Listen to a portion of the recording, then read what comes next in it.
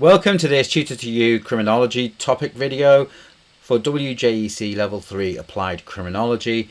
In this video we're going to look at the crime control model.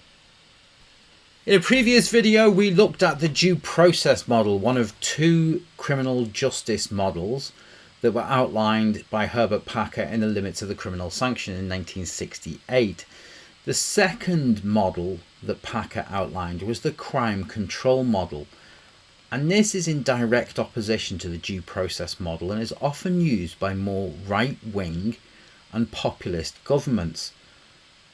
Its main aim is to tackle crime effectively and efficiently, and so looks to remove legal obstacles that are in place of getting a swift conviction for those accused of criminal behaviour.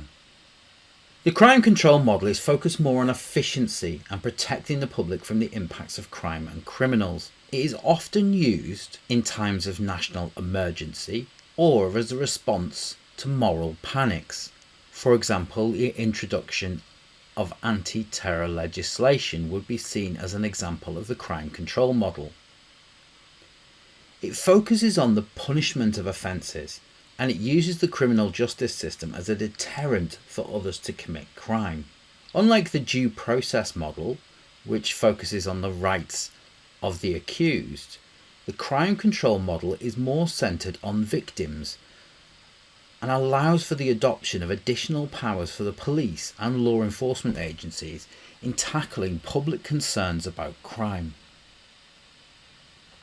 Some of the key features of the crime control model are that they are based upon principles of swift justice and punishment as being a deterrent to others committing similar crimes.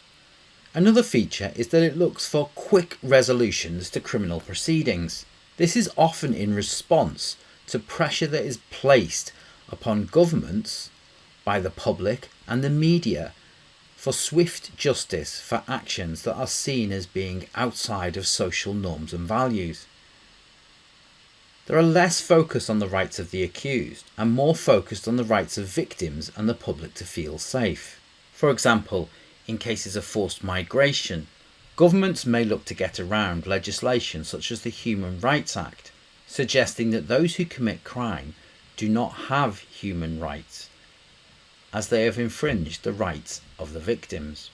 There are a number of examples of application of the crime control model in law in England and Wales, including the extension of power to the police to stop and search criminals on suspicion of offences.